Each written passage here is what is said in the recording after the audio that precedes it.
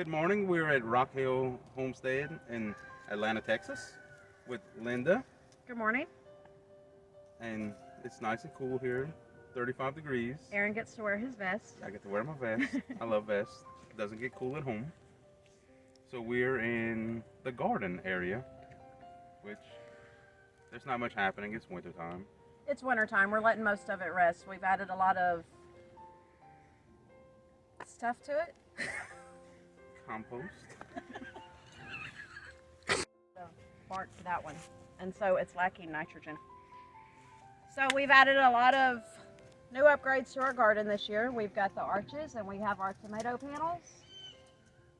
And the dog that's tearing something up. Pop, please don't do that. How tall are your garden beds that you have right here? 24 inches. 24 inches? Yeah. They're for short people, but they're also for old people, so you don't have to bend over very far. So it keeps us from getting down on the ground. And this whole homestead is our retirement plan. And so when we're older, we want to be able to still be able to access our garden beds. Do you have on the homestead? We have dogs and we have ducks, which are probably almost my favorite. We have chickens, and our newest addition are quail and pheasants, thanks to the new babies that you've brought. And we have a bearded dragon. And we have cats. Goats. We do have goats. Don't forget the goats. But see, our goats are not part of our actual homestead. Our goats are pets. They're not to eat. They'll never give us milk. They're for pets. I don't think we'll ever expand on our goats.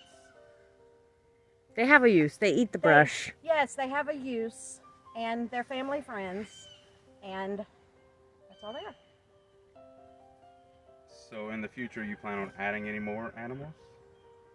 Any Birds. different breeds? Birds? I think we're going to stick mostly to birds.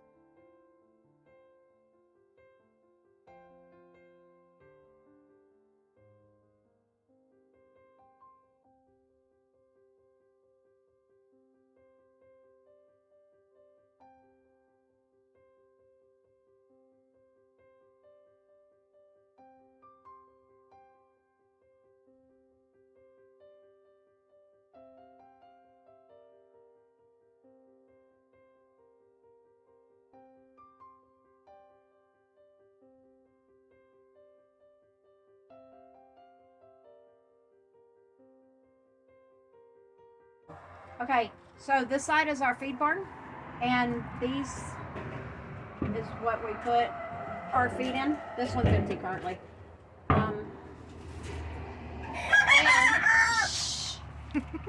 So we buy feed 1,000 pounds. We buy feed 1,000 pounds at a time. It fills up 3 to 4 of these barrels, and then we have our baby feed in here. But there's poop on it because the chickens like to sit out here. Now we have an automatic feed system right here. It is closed in so the predators cannot get through it.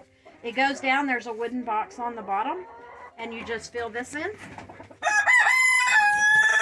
You fill up the 5-gallon bucket. Hello, sir. And the feed, I don't know if you'll be able to get it, will fall. It falls straight through to the bottom. And it just fills up the bottom. And I only have to do this about once a week. So I'm not out here having to feed chickens every day. And in the summertime, when the chickens need a little bit of extra water, we have an automatic, it's dirty right now because we're not using it, but we have an automatic water. And the water is a, what do you call them? The little things they peck at. And that is for summertime. That's just to give them extra water. We have a pool out there that we keep full. But in the summertime, it gets so stinking hot that it just gives them a little bit of extra water. So I only have to do this about once a week. And then for the same for the water, when it's 110 degrees outside, it just makes sure that they always have access to clean water that the ducks have not stuck their feet in. And we have our here. So we have chickens in the yard that went to lay there. And Oh, actually, somebody's in for business. Somebody's in. She's gonna fuss at us because I disturbed her. Okay, so now they're mad. Now they're all just mad at us. Yep. Okay, so we're at Robert's Smokehouse. He showed me last night. We didn't video because it was getting dark. Here is his smoke box. And said what he does right here, this bottom brick. If he wants to add heat, he'll put a torch in the bottom, add heat, smoke meat, not cold smoke for like bacon and stuff. Pretty neat. I want to build one of these so bad, but Christine has so many other projects. Just Don't lie to these people on YouTube about me. very simple smokehouse, and this is very neat. Robert did an excellent job. Probably smoke pressure in there, and very simple. Nice. So now we're gonna, Linda, walk us over to the goats so we can check them out. We have 2 goats. This is Gage and Friend.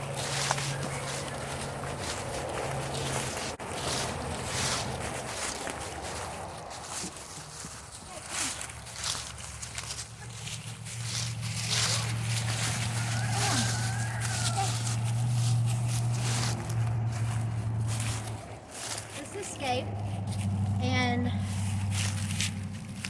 he was gotten as a baby to be raised as a house goat, and he got a little bit too big for the house, so he went out in the yard with the dogs, and he was out here and was lonely, so now he has a friend.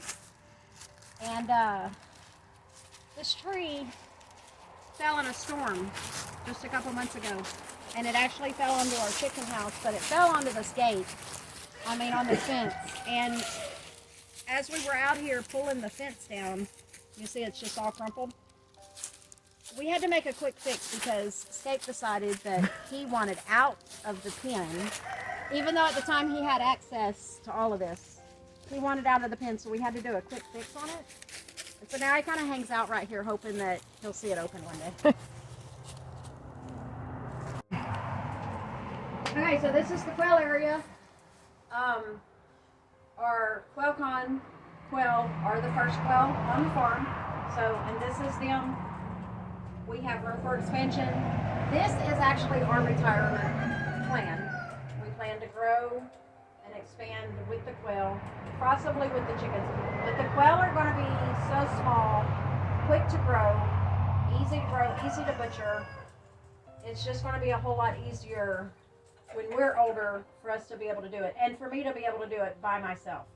So this is just the start. This is our first cages and our first quail, and it goes from there. We have eggs in the incubator right now. Thank you. Robert built these cages himself, so if you're local to Atlanta, Texas, hit up Robert, get quail cages built. And these, sorry, Robert. These cages, actually we took ideas from all of the different cages that we have seen, that we did. Like there's Dale's Quails, that we loved his cages. Come home with the basic idea to use the lightweight wood. We did go a little bit heavier than Dale's Quails are. He makes his lightweight to make them easy to ship. They are still very sturdy. Ours, because they were made right here on the homestead, they are a little bit heavier, which I like, because I always worry my chickens jump on top. I don't want them knocking our quail cages over. So these are a little bit heavier duty. We do have predators out here. We have snakes, we have skunks, we have raccoons.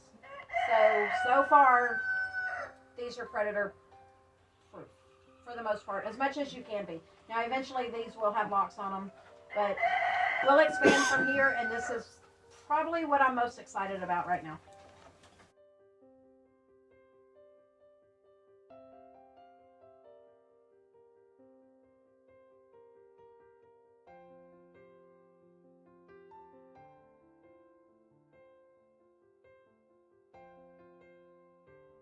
Cannon room, it's just an extra room that we have in our house. This is where we keep most of our stuff that we have canned, pressure canned. Pressure can. We water bath them, but we do pressure can a lot of this. We do keep our dry goods in cans also. It keeps everything fresh. It's pretty. It just works out. So this is our cannon room. We keep some of our supplies up here. Pressure canners. And all of our bulky cookers that we have. And this is just a mobile. We really like this table. Yes, this is just a mobile table. It has plenty of storage in it. And the best part is it's on wheels. We pull it out. We can put it in the middle of the room when we're canning stuff and push it back out of the way. This is my gardening area. These are all seeds. And that's something I want to get too. Like this kind of cabinet. This might be for my freeze dryer in the future. We had actually in the springtime, all of these, we have lots of seeds from the garden and stuff that's ready for next year. I like it. And I like this seed storage. Yes. This is actually from Walmart. It was the battery box from Christmas. And when they sell all the batteries and they put the batteries back on the shelf, they let me take the box. It actually had two sides to it. And we dehydrated these in this dehydrator. This is our extra dehydrator. It used to be the original, and then I got a new one. And so now this is the quail dehydrator, the pig ear dehydrator. These pig ears are super, super cheap at our store here in town. But I bet if you found a butcher, you could get them even cheaper. But our dogs love these. Nice. And, okay, so we have a drink fridge and extra storage, our beautiful little shelf, our beautiful little pheasants. That's the pheasants we brought in yesterday. This is a new addition to the farm. This is the first time we have had pheasants. This is from Guidro's Homestead, and we'll see how they work out. They're so cute though. It's just more storage. We keep most of our canned foods, like from the store, in there. But in here, we do keep breads, chips, potatoes we keep in here, and we keep our onions over there because you're not supposed to store them together. And extra cans, our meat slicer. This is my good dehydrator. Absolutely love it. It has so much room in it. And that's what we always talk about. It seems that you need a lot of kitchen gadgets. I guess they're not necessary, but the more kitchen gadgets you have, the more space you have. And when you keep them in the kitchen, you end up with a cabinet that is full of gadgets. They get pushed to the back. It's not worth the trouble to pull them out. Right. So it's super easy. This is actually out of our garden. That's a nice one. Yes, this is actually was not one of our longest ones. This was just one that we haven't eaten yet. But yeah, so when you have shelves like this, it's so easy to grab the gadgets. And then once they use them, the kids are more apt to put them up because it's easier. Yep. This is nice. I like it. This is one of my favorite rooms. I don't blame you. It's like controlled chaos. I love it. Yes. That's pretty much homesteading. Yes. Controlled chaos. And the best part about I can get to my pots and I can get to my pans. These were in a cabinet and you can't use them because you can't get to them. It's easier access. All out. Right. And I love my bowls to go on the bar. And it's easy to get to them here. When they're put up in the shop, they never get used. We had a fun trip visiting Linda and Robert at Rock Hill Homestead, and poor Robert's at work, so that's why you haven't seen him today. We got the tour of the homestead. Got a few new things that I think we might incorporate in what we do. Might even start pressure canning. Yes, that will be great to see on your videos, and it's always great when the homesteads can get together and take away from each other. I've seen so many things on your videos that I want to incorporate here, especially in the springtime. And of course, thanks to you, we will start our pheasant journey. And it's great that the whole quail community that you see everybody talking about, that everybody wants to learn from each other. And that's just wonderful when we can all get together and do that. We have had a wonderful weekend. It's great to be able to see each other and just connect with people who are like-minded and understand, because when you get out in the world and they know that I have a shelf that has 100 glass jars on it, or the kids have friends that come over and we pull something off the shelf and we open it in the kitchen and the kids go, ew. You know, Yeah. It's nice to be around people who understand exactly what you're doing and can learn from. Yeah. I agree. Well, we had a fun visit. Thank you everybody for joining us. Linda and Robert are on Facebook at Rock Hill Homestead, and I'll include a link for that so you can go look them up. Go like and follow their page. That way you can keep up what they're doing. Erin, you look so serious over there. All right, guys. Y'all wave bye. Bye. Bye.